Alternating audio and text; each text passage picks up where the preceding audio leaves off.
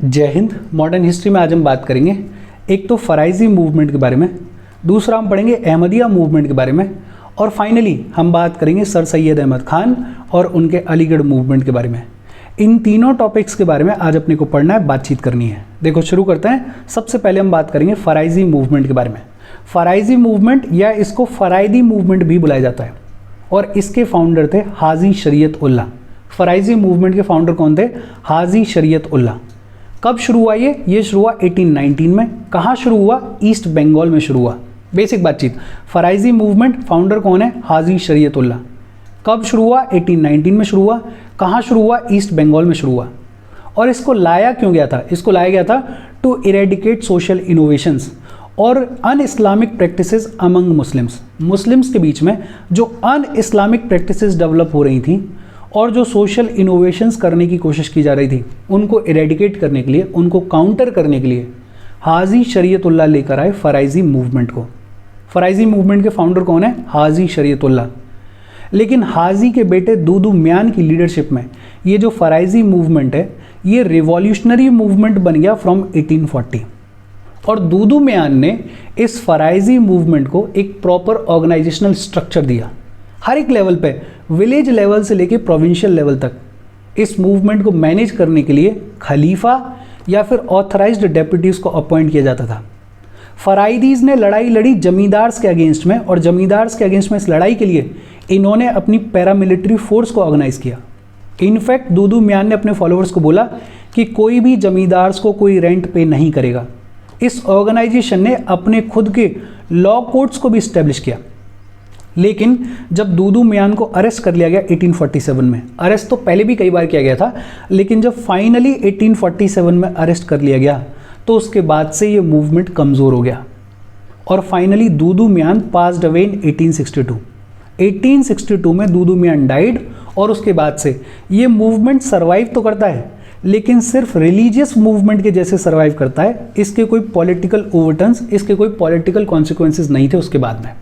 बहुत बेसिक बातचीत, Faraizi movement founder कौन है? हाजी शरीयत उल्लाह।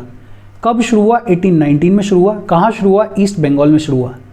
हाजी के बेटे दूदू म्यान की लीडरशिप में ये रिवॉल्यूशनरी मूवमेंट बना 1840 से। जमींदार्स के अगेंस्ट में लड़ाई लड़ने के लिए इन्होंने अपनी पैरामिलिट्री फोर्स को ऑर्गेनाइज किया। दूदू म्यान ने अपने फॉलोअर्स को बोला कि कोई भी रेंट पे नहीं करेगा। अपने लॉ कोर्ट्स एस्टेब्लिश किए इन्होंने। लेकिन जब दूदू म्यान को फाइनली अरेस्ट कर लिया गया 1847 में तो उसके बाद से ये मूवमेंट कमज़ोर हो गया और फाइनली व्हेन दूदू म्यान डाइड इन 1862 उसके बाद से ये मूवमेंट सिर्फ रिलीजियस मूवमेंट के जैसे सर्वाइव करता है। अच्छा, आगे बढ़ने से पहले वीडियो पे लाइक के बटन को दबा दो। लाइक दबाने में आपका कुछ जाना नहीं है और यूट्यूब कंसिडर करता है वीडियो को और थोड़ा पुश कर देता है, तो लाइक का बटन दबा दो। शेयर कर दो अपने सोशल मीडिया हैंडल्स पे, या आपके जिन भी फ्रेंड्स को इसकी ज़रूरत है उनको शेयर कर दो और चैनल को सब्सक्राइब कर लो। अच्छा, आगे चलते हैं। फराइजी मूवमेंट के बाद बात आती है अहमदिया मूवमेंट के बारे में। अहमदिया मूवमेंट लिबरल प्रिंसिपल्स पे बेस्ड मूवमेंट था। ये जो अहमदिया सेक्ट ऑफ इस्लाम है ये ओरिजिनेट भी इंडिया में हुआ है, तो अपने आप में इंपॉर्टेंट हो जाता है। अहमदिया सेक्ट ऑफ इस्लाम कहाँ ओरिजिनेट हुआ? इंडिया में ओरिजिनेट हुआ। अहमदिया मूवमेंट के फाउंडर कौन है? मिर्जा गुलाम अहमद। फाउंडर कौन है? मिर्जा गुलाम अहमद। और कब शुरू हुआ? 1889 में शुरू हुआ। अहमदिया मूवमेंट के आइडियल्स क्या थे? एक तो ये लिबरल प्रिंसिपल्स के ऊपर बेस्ड था। दूसरा, ये लोग खुद को डिस्क्राइब करते थे as standard bearer of Muhammadan renaissance. Basically इनका कहना था कि हमें इस्लाम को रेनेसेंस के बेसिस पे, रीज़न के बेसिस पे, रैशनल अप्रोच के बेसिस पे आगे बढ़ाने की ज़रूरत है। They believed in the principles of universal religion of all humanity. In fact Ahmadiyya movement के लोगों ने जिहाद को अपोज किया। ये जो इस्लाम में कॉन्सेप्ट है of sacred war against non Muslims, इस जिहाद के कॉन्सेप्ट को अहमदिया मूवमेंट के लोगों ने अपोज किया और इन्होंने कहा कि इंडियन मुस्लिम्स के बीच में वेस्टर्न लिबरल एजुकेशन को स्प्रेड किया जाना चाहिए। बड़ा simple, Ahmadiyya sect of Islam कहाँ ओरिजिनेट हुआ? इंडिया में ओरिजिनेट हुआ। कौन फाउंडर थे अहमदिया मूवमेंट के? मिर्जा गुलाम अहमद। कब शुरू हुआ? 1889 में शुरू हुआ। लिबरल प्रिंसिपल्स के ऊपर बेस्ड था, रेनेसेंस की बातचीत करता था, मुस्लिम्स को वेस्टर्न लिबरल एजुकेशन प्रोवाइड करने की बातचीत करता था, जिहाद को अपोज किया इन लोगों ने, मतलब बेहद फॉरवर्ड लुकिंग मूवमेंट था। ये जो अहमदिया कम्युनिटी के लोग हैं ये इकलौता ऐसा इस्लामिक सेक्ट है जो कि ये मानता है कि मसीहा जो है वो मिर्ज़ा गुलाम अहमद के फॉर्म में वापस से अर्थ के ऊपर आए। इनका मानना था कि अर्थ के ऊपर इतना क्योस था, इतना कन्फ्यूजन था, इतने वॉर्स हो रहे थे कि मसीहा वापस से अर्थ पे आए मिर्ज़ा गुलाम अहमद के फॉर्म में, पीस इस्टेब्लिश करने के लिए, जस्टिस को इस्टेब्लिश करने के लिए। पर ये सिर्फ अहमदिया कम्युनिटी मानती है। अहमदिया मूवमेंट के लोग ये भी मानते हैं कि मॉस्क को और स्टेट को सेपरेट रखने की ज़रूरत है। हालांकि अहमदिया मूवमेंट में मिस्टिसिज्म के भी फैक्टर्स कुछ देखने को मिलते हैं कि प्रेयर करो, भटको, तब जाके तुम्हें ज्ञान मिलेगा, तब जाके तुम्हें भगवान मिलेंगे। वो वाला जो कॉन्सेप्ट है वो अहमदिया मूवमेंट में भी देखने को मिलता है। एक तरफ पूरी तरीके से फॉरवर्ड लुकिंग है, लेकिन थोड़ा बहुत मिस्टिसिज्म की भी बातचीत करता है ये अहमदिया मूवमेंट। बेसिक चीज़ें याद रखेंगे अपन, क्या? एक तो ये जो अहमदिया सेक्ट ऑफ इस्लाम है ये इंडिया में ओरिजिनेट हुआ। इसके फाउंडर कौन है? मिर्ज़ा गुलाम अहमद फाउंडर हैं। कब शुरू हुआ? 1889 में शुरू हुआ। बेहद इंपॉर्टेंट, याद रखना कि ये लिबरल प्रिंसिपल्स के ऊपर बेस्ड था। ये जो मूवमेंट है, इस मूवमेंट के जो लोग हैं वो कह रहे थे कि इंडियन मुस्लिम्स को वेस्टर्न लिबरल एजुकेशन प्रोवाइड करनी चाहिए। जिहाद के कॉन्सेप्ट को इन्होंने अपोज किया। ये लोग कहते थे कि इस्लाम को हमें रेनेसेंस के बेसिस पे, रैशनल अप्रोच के बेसिस पे आगे बढ़ाने की ज़रूरत है। फिर बात आती है सर सैयद अहमद खान और उनका अलीगढ़ मूवमेंट। देखो कहानी क्या है कि 1857 का रिवोल्ट हुआ और 1857 के रिवोल्ट के लिए ब्रिटिशर्स का ओपिनियन ये था कि ये 1857 का रिवोल्ट मुस्लिम्स की वजह से हुआ प्राइमरीली। और उसका एक रीज़न ये भी था कि बहादुर शाह जफ़र, खान बकत खान, दोनों जो दिल्ली में इंपॉर्टेंट लोग थे वो दोनों ही मुस्लिम थे। तो ब्रिटिशर्स के ओपिनियन में 1857 के रिवोल्ट के लिए मुस्लिम्स प्राइमरीली रिस्पॉन्सिबल थे। Muslims were the main conspirators. और ये जो व्यू पॉइंट है ये वहाबीज़ की एक्टिविटीज़ से और ज़्यादा मजबूत हो गया। वहाबीज़ के बारे में बातचीत हमने पिछले सेशन में ही की थी। वहाबीज़ की कहानी क्या थी कि उनका कॉन्सेप्ट था कि ये जो लैंड ऑफ काफिर्स है इसको लैंड ऑफ इस्लाम में कन्वर्ट करना है। और इसके लिए उन्होंने सबसे पहली बार टारगेट किया था पंजाब को, लेकिन पंजाब को ब्रिटिशर्स ने एनेक्स कर लिया था। तो ये जो वहाबीज़ हैं ये सीधे सीधे ब्रिटिशर्स के कॉन्फ्लिक्ट में आ गए थे और इन वहाबीज़ ने 1857 के रिवोल्ट के दौरान ब्रिटिशर्स को खूब अपोज किया था। तो एक व्यू पॉइंट डेवलप हो गया ब्रिटिशर्स के बीच में कि 1857 के रिवोल्ट के लिए मुस्लिम्स प्राइमरीली रिस्पॉन्सिबल हैं। लेकिन धीरे धीरे जैसे जैसे टाइम निकला और जैसे जैसे हमारे कंट्री में नेशनलिज्म की ग्रोथ होने लगी, आइडिया ऑफ नेशन की ग्रोथ होने लगी, इंडियन नेशनल कांग्रेस मजबूत होने लगी, तो ब्रिटिशर्स के बीच में एक ओपिनियन इमर्ज हुआ। और वो ओपिनियन क्या था कि इंडियन नेशनल कांग्रेस को और नेशनलिज्म की इस वेव को काउंटर करने के लिए क्यों ना मुस्लिम्स को अपना अलाय बनाया जाए और मुस्लिम्स को अपने साथ में लेके हम इस आईएनसी को काउंटर करेंगे, हम इस नेशनलिज्म को काउंटर करेंगे। और इसी आइडिया के चलते ब्रिटिश गवर्नमेंट ने मुस्लिम्स को बहुत सोच समझ के कंसेशंस ऑफर करने की शुरुआत करी। और उस दौर में मुस्लिम्स के एक सेक्शन को लीड कर रहे थे सैयद अहमद खान। सैयद अहमद खान ने बोला कि ये जो ऑफिशियल पैटर्नेज है, ये जो सरकार का हाथ है, इसके अंडर काम करने में हमें कोई दिक्कत नहीं है। बिकॉज उनका मानना था कि हम सरकार के अंडर में काम करेंगे और बदले में सरकार इंडियन मुस्लिम्स के लिए बेटर एजुकेशन प्रोवाइड करेगी, एम्प्लॉयमेंट की अपॉर्चुनिटीज़ प्रोवाइड करेगी। लेकिन सरकार का मोटिव कुछ और था। सरकार अपनी डिवाइड एंड रूल पॉलिसी को फॉलो कर रही थी। सरकार का मोटिव क्या था कि आईएनसी को काउंटर करना है। सरकार का मोटिव क्या था कि हमें नेशनलिज्म की वेव को काउंटर करना है मुस्लिम्स को यूज़ करके। हालांकि सर सैयद अहमद खान के बारे में जब आप आगे पढ़ोगे तो आपको समझ में आएगा कि बड़े ही फॉरवर्ड लुकिंग इंसान थे, बहुत सारे बेटरमेंट के काम किए इन्होंने। इनफैक्ट जब इन्होंने अंग्रेजों के साथ में हाथ मिलाया, सरकार के साथ में काम करने के लिए तैयार हुए, तब भी इनका मोटिव ये था कि हम सरकार के साथ में काम करेंगे, सरकार बदले में मुस्लिम्स को बेटर एजुकेशन देगी, एम्प्लॉयमेंट की अपॉर्चुनिटीज़ देगी। लेकिन सरकार ने अनफॉर्चुनेटली इनको यूज़ कर लिया अपनी डिवाइड एंड रूल पॉलिसी के तहत। और अपने लास्ट फेज में सर सैयद अहमद खान ने कम्युनलिज्म को प्रमोट करने में बड़ा इंपॉर्टेंट रोल प्ले किया है। हालांकि इनिशियली पढ़े लिखे इंसान थे और बड़े ब्रॉड माइंडेड इंसान थे। सैयद अहमद खान जो हैं वो ब्रिटिश गवर्नमेंट में जज हुआ करते थे। He was a loyalist member of judicial service of British government. ये रिटायर हुए 1876 में और 1878 में इंपीरियल लेजिस्लेटिव काउंसिल के मेंबर बन गए। पहले जज होते थे, 1876 में रिटायर हुए और फिर 1878 में इंपीरियल लेजिस्लेटिव काउंसिल के मेंबर बन गए। इनफैक्ट ब्रिटिशर्स के प्रति ये इतने लॉयल थे कि 1888 में इनको नाइटहुड भी मिला।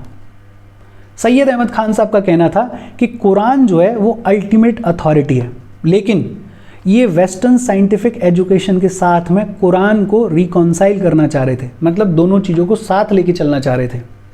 क्रिटिकल अप्रोच को, फ्री थिंकिंग को इन्होंने प्रमोट किया।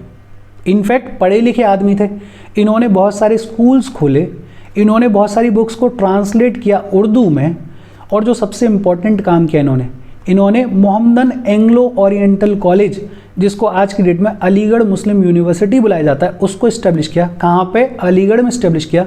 कब इस्टेब्लिश किया? 1875 में इस्टेब्लिश किया। मोहम्मदन एंग्लो ओरिएंटल कॉलेज या फिर अलीगढ़ मुस्लिम यूनिवर्सिटी को किसने इस्टेब्लिश किया? सर सैयद अहमद खान ने इस्टेब्लिश किया। कब इस्टेब्लिश किया? 1875 में इस्टेब्लिश किया। इन्होंने विमेन एजुकेशन को प्रमोट करने के लिए कामकाज किया। पर्दा सिस्टम को, पॉलीगैमी को इन्होंने अपोज किया, और इस्लाम में पॉलीगैमी को अपोज करना अपने आप में बड़ी बात है। इन्होंने पीरी और मुरीदी के सिस्टम को कंडेम किया। पीर और मुरीद, ये जो सूफ़ी सेंट्स हैं, टीचर्स हैं, ये पीर हैं और इनके कुछ डिसाइपल्स हैं वो मुरीद हैं। ये जो पीर और मुरीद का सिस्टम चलता था, इसको इन्होंने अटैक किया, कंडेम किया।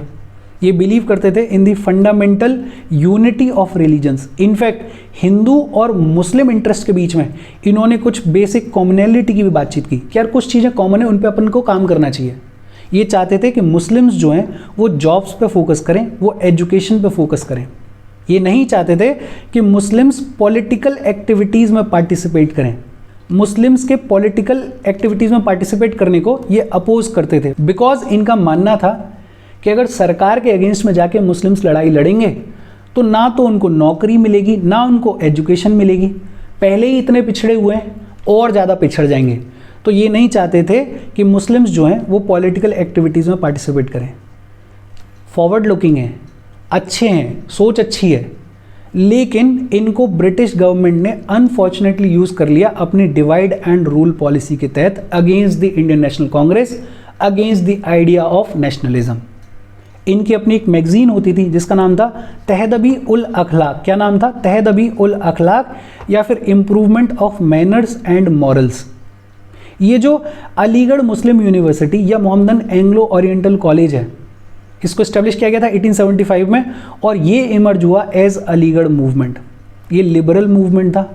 इसमें मॉडर्न ट्रेंड्स की बातचीत हुई। इसमें बेसिकली बात कर रहे थे कि इंडियन मुस्लिम्स को मॉडर्न एजुकेशन प्रोवाइड करनी चाहिए, लेकिन without weakening their allegiance to Islam, कि इस्लाम के प्रति जो उनका प्यार है, जो उनका एलिजेंस है, वो कम नहीं होना चाहिए, लेकिन साथ ही साथ उनको मॉडर्न एजुकेशन प्रोवाइड करनी चाहिए। इन्होंने इस्लाम में मुस्लिम्स के बीच में सोशल रिफॉर्म्स की बातचीत की, जैसे इन्होंने पर्दा को इरेडिकेट करने की बात की, पॉलीगैमी को ख़त्म करने की बात की, इस अलीगढ़ मूवमेंट में बात की गई। विडो रीमैरिज को इन्होंने प्रमोट किया, विमेन एजुकेशन को इन्होंने प्रमोट किया, स्लेवरी के अगेंस्ट में इन्होंने बात की।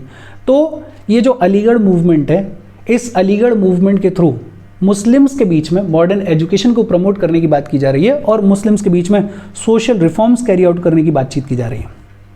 और ये जितनी भी बातचीत की जा रही है, ये बेस्ड थी on the liberal interpretation of Quran, and they sought to humanise Islam with the modern liberal culture. कुरान को नहीं छोड़ रहे हैं, ये बोल रहे हैं कि ये सारी बातचीत हम कुरान को इंटरप्रिटेट करके कह रहे हैं, और लिबरल इंटरप्रिटेशन है, मतलब दोनों चीज़ें साथ में। पहली लाइन लिखी हुई ना कि हमें मॉडर्न एजुकेशन को प्रमोट करना है, but without weakening the allegiance to Islam, कि इस्लाम के प्रति जो एलिजेंस है उसको कमज़ोर नहीं करना है, बट साथ ही साथ मॉडर्न एजुकेशन को भी प्रमोट करना है। और इसके साथ आज की अपनी बातचीत खत्म हो गई। सर सैयद अहमद खान और अलीगढ़ मूवमेंट के बारे में एक बार फिर से देख लेते हैं। देखो, पहले तो ये व्यू पॉइंट था 1857 के रिवोल्ट के बाद कि ये जितना भी रिवोल्ट हुआ ये मुस्लिम्स की वजह से हुआ, लेकिन जैसे जैसे नेशनलिज्म ग्रो होने लगा, आईएनसी ग्रो होने लगी, तो ब्रिटिशर्स के बीच में एक ओपिनियन डेवलप हुआ कि क्यों ना मुस्लिम्स को अपने साथ में मिलाया जाए और आईएनसी को काउंटर किया जाए। और इसी के चलते बहुत सारे कंसेशंस जो हैं वो मुस्लिम्स को प्रोवाइड किए गए। एक मुस्लिम्स के सेक्शन को लीड कर रहे थे सैयद अहमद खान। इन्होंने बोला कि यार ठीक है यार, सरकार हमें कुछ मदद कर रही है तो क्यों ना उस मदद को लिया जाए। तो ये सरकार की छाया में चले गए, और इनका आइडिया था कि सरकार हमारी मदद करेगी तो हमें एजुकेशन मिलेगी, हमें एम्प्लॉयमेंट की अपॉर्चुनिटीज़ मिलेंगी। लेकिन सैयद अहमद खान को कहाँ पता था कि सरकार उनको यूज़ कर रही है अपनी डिवाइड एंड रूल पॉलिसी के तहत। सैयद अहमद खान की बातचीत की गई है ये loyalist member of judicial service of British government हुआ करते थे, जज हुआ करते थे। रिटायर हुए 1876 में। 1878 में इंपीरियल लेजिस्लेटिव काउंसिल के मेंबर बन गए। 1888 में इनको नाइटहुड की उपाधि मिली for his loyalty towards Britishers. Quran को इन्होंने अल्टीमेट अथॉरिटी बताया, लेकिन ये क्रिटिकल अप्रोच को, फ्री थिंकिंग को भी एडवोकेट करते थे। बहुत सारे स्कूल्स खोले इन्होंने, बहुत सारी बुक्स को इन्होंने उर्दू में ट्रांसलेट किया। एक जो इंपॉर्टेंट चीज़ की इन्होंने, मोहम्मदन एंग्लो ओरिएंटल कॉलेज, जिसको अलीगढ़ मुस्लिम यूनिवर्सिटी बुलाया जाता है आज की डेट में, उसको इस्टेब्लिश किया इन्होंने अलीगढ़ में इन 1875। और रिफॉर्म्स की बातचीत कर रहे थे ये इस्लाम में, और ये कह रहे थे कि मुसलमान लोगों को, इंडियन मुस्लिम्स को जॉब्स के ऊपर फोकस करना चाहिए, एजुकेशन के ऊपर फोकस करना चाहिए। ये नहीं चाहते थे कि मुस्लिम्स पॉलिटिकल एक्टिविटीज़ में पार्टिसिपेट करें। इनकी एक मैगजीन है जिसका नाम क्या है, तहदबी उल अखलाक। क्या नाम है? तहदबी उल अखलाक। किसकी मैगजीन है? सर सैयद अहमद खान की। और जो अलीगढ़ मूवमेंट है वो बेस्ड है लिबरल प्रिंसिपल्स के ऊपर, जो कि बात करता है कि इंडियन मुस्लिम्स के बीच में मॉडर्न एजुकेशन को प्रमोट करना चाहिए और मुस्लिम्स के बीच में जितने भी सोशल रिफॉर्म्स कैरी आउट किए जाने चाहिए उनको कैरी आउट किया जाना चाहिए। और इसके साथ अपनी बातचीत खत्म हो गई। ईजी सेशन था, कोई डाउट हो तो please comment. Thank you very much.